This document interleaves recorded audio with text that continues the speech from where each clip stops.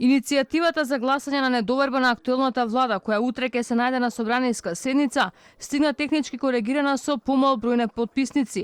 По реакциите на алтернатива дека нема да гласа, доколку на барањето стојат потписите на пратениците на Левица, до собраниските служби попладнево е стигнато дополнение на постоечката иницијатива, на која потписите ги повлекле 17 потписници, меѓу нив и Димитар Апасиев, но на утрешното гласање за недоверба ќе гласаат сите како мнозинство со 61 пратеник. Според пратеникот Антонио Милошовски, деловникот предвидува таква опција за да се вметнат забелишките на сите потписници на истата.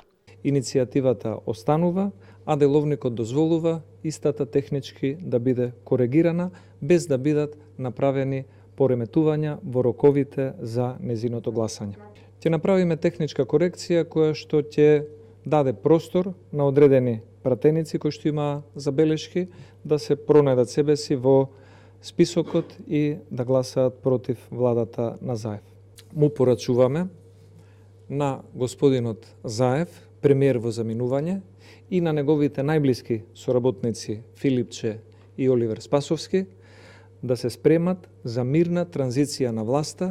Собранискиот спикер Талат Џафери сега молчи дали ќе ја прифати измената на веќе поднесената иницијатива.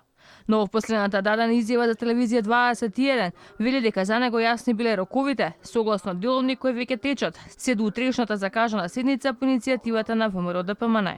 Јасни се процедурите. Има седница закажана во четврток. Седницата мора да има епилог. Епилогот може да биде се гласа недоверба паѓа владата, не се гласа недоверба не паѓа владата. После тоа наредните 90 дена не може да има повторно гласање за недоверба. Затоа е даден рок од 90 дена. Процедурата е отпочната. Ако се повлече сега барањето за гласање на недоверба на влада, нема право наредните 90 дена за повторно барање за гласање на недоверба.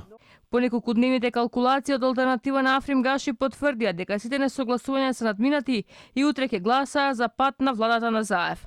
Во минатите денови представниците на алтернатива и нивните пратеници имаше една пречка која за нас представуваше еден субстанцијален проблем. Сакаме да ви информираме дека таа пречка, тој проблем е отстранет.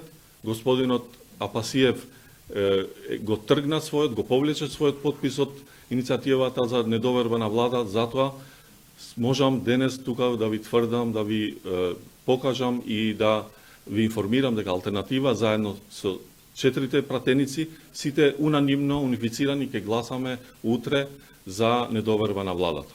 Доколку биде изгласана недоверба на владата, тоа ќе значи дека во законодавниот дом ќе има ново парламентарно мнозинство. Според деловникот и уставот, шефот на парламентот го информира кабинетот на претседателот Стиво Пендаровски, кој потоа има рок од 10 дена да му го додели мандатот на политичар од новото мнозинство, што ќе го изберат од најбројната партија или нејзината коалиција, кои го иницирале гласањето на недовербата. Според уставот, новиот мандатар ќе има рок од 20 дена по давањето на мандатот на собранието да му поднесе програма и предлог за составот на новата влада.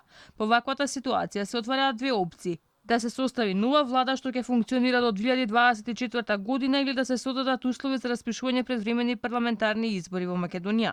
Ако биде изгласана недоверба на владата, постои можност да се избере и нов мандатар, што би оформил техничка влада со траење од 100 дена до денот на одржување на предвремените парламентарни избори.